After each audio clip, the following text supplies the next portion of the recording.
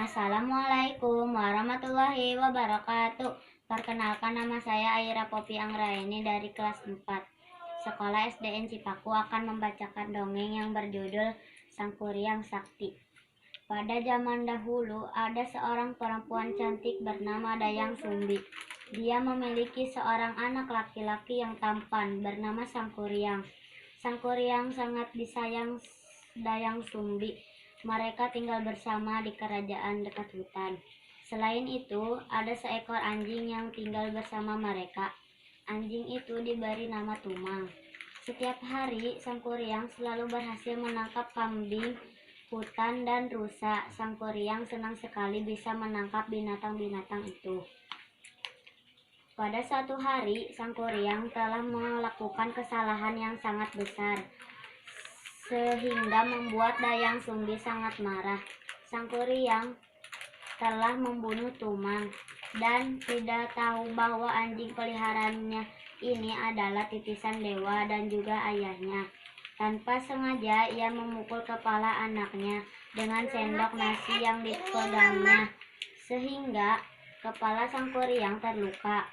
Sang Kuryang pun pergi meninggalkan Dayang Sumbi dan mengembara entah kemana. Dayang Sumbi menyesal atas perbuatannya karena anak satu-satunya meninggalkan dirinya. Semenjak kejadian itu, dia bersemedi dan selalu berdoa kepada para dewa. Para dewa memberikan hadiah berupa kecantikan abadi. Dayang Sumbi baru menyadari bahwa dirinya awet muda karena melihat teman-teman sebayanya sudah tua semua. Teman-teman sebaya Dayang Sumbi rambutnya sudah beruban dan berjalan mulai membungkuk. Selama mengembara, Sang Kuryang bertemu dengan seorang kakek yang sangat sakti. Dia pun berguru kepada kakek itu. Oleh kakek itu, Sang Kuryang diajari segala ilmu kesaktian dan bela diri yang dimiliki. Sang Kuryang termasuk anak yang cerdas. Tidak membutuhkan waktu yang lama, dia telah menguasai segala ilmu yang diberikan oleh si kakek tua itu. Kakek tua itu sangat bangga sekali melihat perkembangan muridnya yang cepat mengerap ilmu darinya.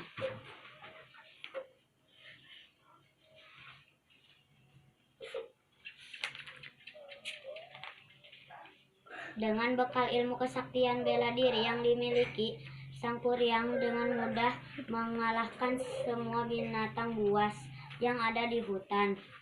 Dengan mudah Raja Hutan pun sudah dia kalahkan. Tidak hanya itu, Raja Jin juga bisa dikalahkan olehnya, sehingga Raja Jin dan pengikutnya menjadi anak buah Sang Kuryang. Pada suatu sore, di tepi sungai Sang Kuryang melihat gadis cantik. Dia pun mendekati gadis cantik itu. Ternyata gadis cantik itu adalah Dayang Sumbi. Dayang Sumbi pun jatuh cinta pada Sang Kuryang. Sang Kuryang pun menyatakan keinginan untuk meminang Dayang Sumbi. Namun, alangkah kagetnya Dayang Sumbi ketika melihat bekas luka di kepala Sang Kuryang. Dia pun menceritakan kepada Sang Kuryang bahwa dia adalah anaknya. Akan tetapi Sang Kuryang tidak menerima penjelasan Dayang Sumbi. Sang Kuryang tetap nekat ingin menikahi Dayang Sumbi.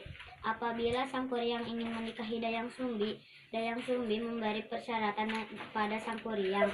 Pertama, dia meminta pemuda itu untuk membendung sungai Citarum. Dan kedua, ia meminta Sang Kuryang untuk membuat sebuah sampan besar untuk menyeberangi sungai itu. Kedua syarat itu harus sudah dipenuhi sebelum fajar menyingsing. Sang Kuryang menyanggupi permintaan Dayang Sumbi. Dia dengan kesaktiannya memanggil jin dan makhluk gaib untuk membantu menyelesaikan pekerjaan itu. Setelah matahari terbenam, jin dan makhluk gaib mulai mengerjakan perintah Sang Kuryang, yaitu membendung sungai Citarum dan membuat sampan besar. Diam-diam Dayang Sumbi mengikuti pekerjaan tersebut. Melihat pekerjaan itu hampir selesai, Dayang Sumbi memerintahkan pasukannya untuk menggelar kain sutera merah di sebelah timur kota. Ketika menyaksikan warna memerahan di timur kota, Jin dan makhluk gaib menghentikan pekerjaannya. Mereka mengira hari sudah menjelang pagi, sehingga mereka pun menghentikan pekerjaannya. Sang Kuryang pun sangat marah karena berarti ia tidak dapat memenuhi syarat yang diminta Dayang Sumbi. Karena sangat marah dengan kekuatannya, Sang Kuryang menjebol bandungan yang dibuatnya, sehingga terjadi banjir besar melanda seluruh kota. Sang Kuryang kemudian juga menendang sampan besar yang dibuatnya. Sampan itu melayang dan jatuh tengkurap menjadi sebuah gunung yang bernama Tangkuban Perahu. Judul buku yang saya baca berjudul Sang Kuryang Sakti. Penerbitnya adalah Serba Jaya Surabaya. Disusun oleh Yudhistira Ikranegara. Editornya adalah MB Rahimsyah. Ilustrasinya adalah Irsyadul Anam. Setting layout atau layout tim kreatif ahli bahasa Trivia Astuti Ningsih. Desain grafis tim penerbit. Wassalamualaikum warahmatullahi wabarakatuh.